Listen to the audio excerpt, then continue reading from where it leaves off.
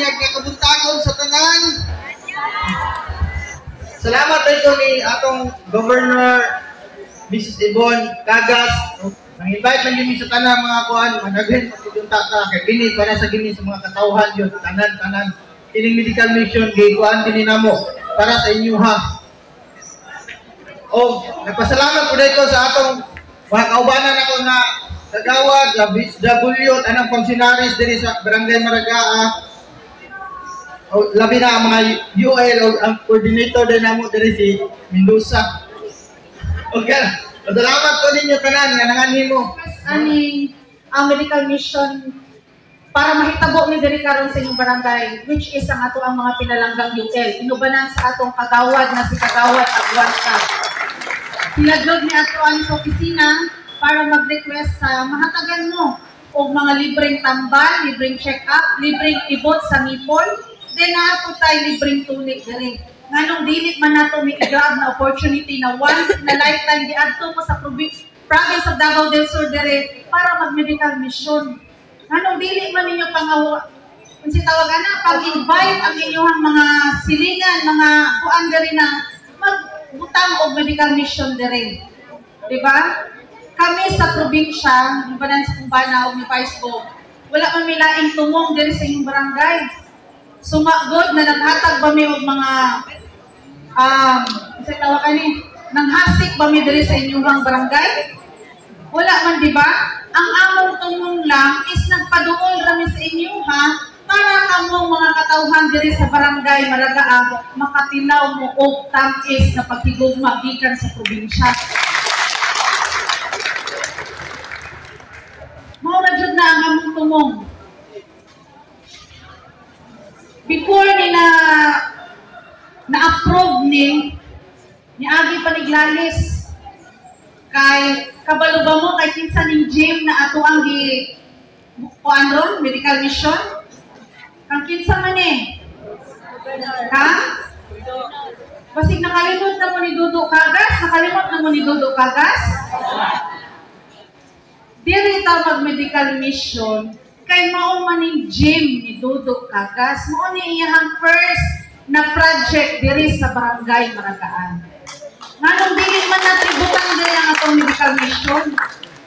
Dili na to huraw-hurawon ang among mga CEO, ang atong mga UL, kay kabalo mo ang amo ang pagka-leader karon dili ni lifetime.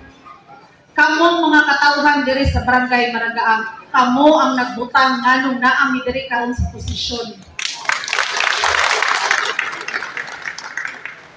So, dapat kita maghatag kag respeto sa each and every one sa atuan. Dili lang kay tunod dako ta na ato sa posisyon, wala kay respeto sa atong mga tao. Ignasika na welcome kay siya sa akong opisina. Kay kami wa mi tumong diri sa Tidlawan. Kundi maghatag lang og mga programa o proyekto. Para malipay po ng atong mga katawhan. Di ba mauna inyong gusto? Yes. Di ba? Malipay mo, mahatag ang inyong mga gustong panerbisyo. Mauna kita diri sa Barangay Maragaa, kanunay gapon ang inyong pagsuporta sa amuan. Kay kami, mga pamilya, watyo intawon mi, ibuhat na dautat diri sa inyong. So, ato na din, di na nato ni Dugayon, ako ra pong gipasabot sa inyong na si Kagawad Agwanta Jod o ang ato ang mga pinalanggang UL ang nag-request aning medical mission.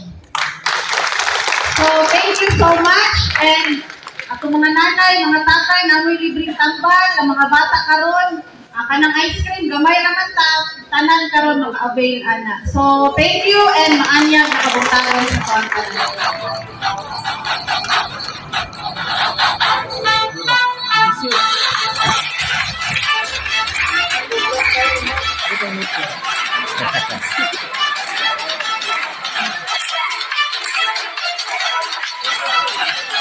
I love Davao del Sur, mahangin na paraiso. Sa katauhan ng lalawigan, ikaw ang galbo. Mag-ibay magsadya kita sa kalambuan. Sa kulungan ang pulawanong katuigan. I love Davao del Sur. I love Davao del Sur. I love Davao del Sur. I love Davao del Sur. Sa kalapay panahon, ang kasaysayan mapulupon. Puno sa paglaong ang katauhan masalingon. Kakugi sa panginabuhi o pagpaningkamot. Kauswagan karon akong nagkabot. Sa atong kamigulangan, papandig kang nag-iampigan. Di ang umaalang sa umaabot na kaliwatan. Makita ang nagkadaiyang kausapan. Walang may isang kulturang adunatan. I love Davao del Sur.